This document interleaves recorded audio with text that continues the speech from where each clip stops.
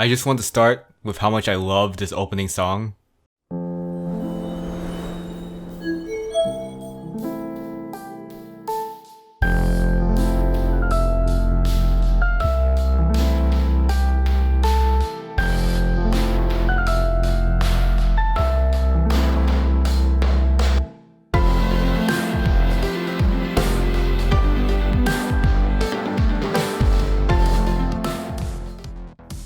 Now that is how you start an adventure. Cadence of Hyrule is a rhythm game, so the opening song better make me pause in awe, instead of just ignoring it and pressing play like most games. When I first heard this got me so hyped to play the game. Cadence of Hyrule is made by the same developers of Crypt of the Necrodancer, hence the full name Cadence of Hyrule, Crypt of the Necrodancer, featuring the legend of Zelda. Yeah, that's a mouthful. I was hyped from the first moment I saw this game get announced. And I never played Crypt of the Necrodancer, but this trailer freaking sold me on it. For the most part, the game plays just like the original. But this game is definitely a Zelda game.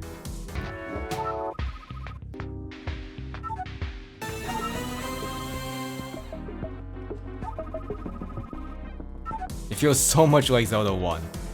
A screen-scrolling, non-linear, open-world Zelda game. You can explore and tackle this game in any order you please. The game's main gimmick is that you can't move normally, you gotta move to the beat of the music.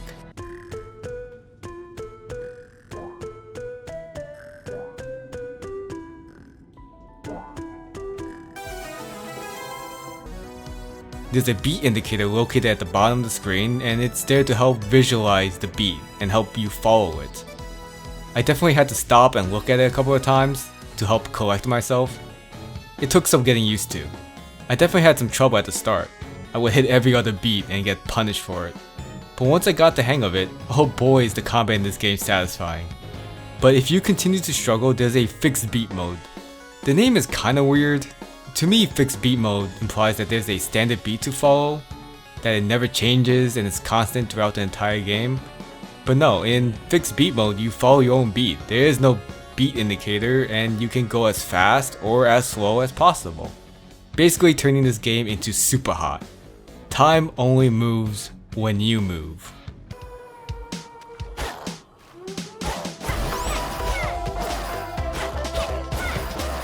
Super hot. Super hot. Another gimmick of the game is that it's a roguelite. The overworld is randomly generated when you start a new save.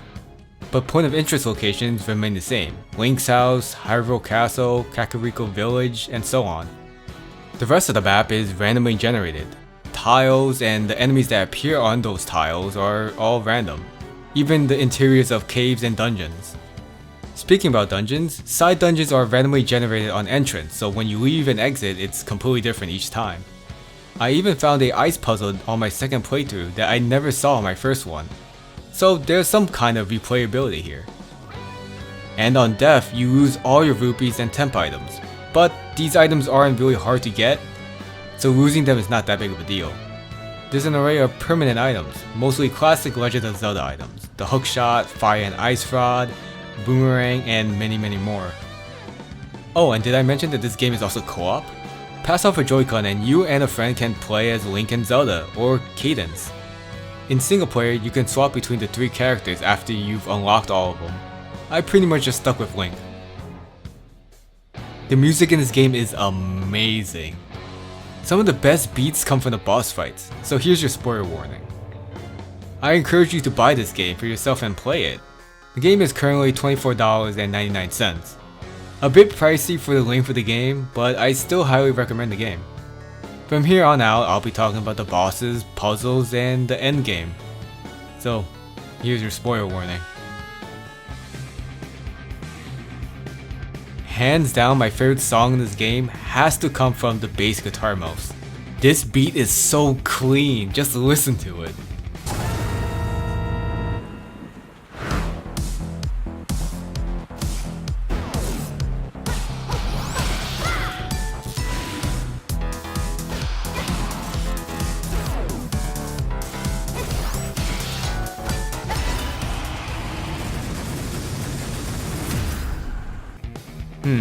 Yeah, that's kind of the problem with this game. The boss music is so good, but the fights are too easy. They last way too short for me to enjoy the music. This goes for mostly all the bosses in this game. They need to be more meaty, give me more of a challenge. They don't feel like the big bad at the end of a dungeon. Especially when they just die to like 4 sword swings. It is not a Zelda game, unless there's puzzles. And what do you know? Puzzles! Some of these puzzles are weird. There's a few puzzles I'm pretty sure I solved incorrectly. Like I spent a good amount of time on this puzzle, but what am I supposed to do here? What's this whole bottom part for? I'm pretty sure the way I solved it is not the intended way, because I ignored the whole bottom section and this whole weird wind contraptions. But hey, at least I got the job done.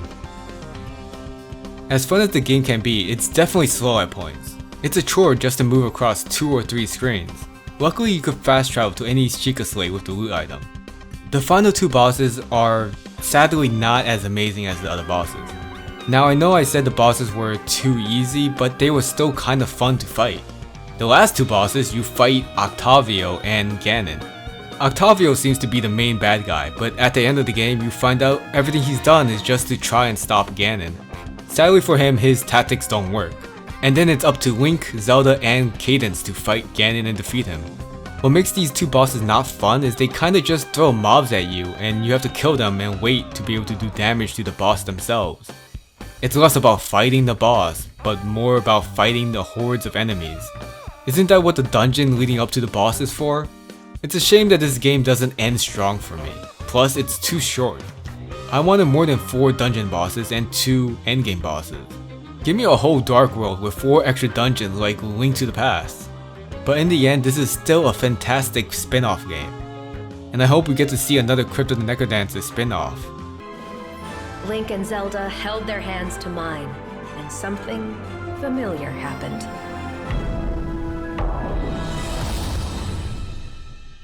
When I opened my eyes, I was falling. Again.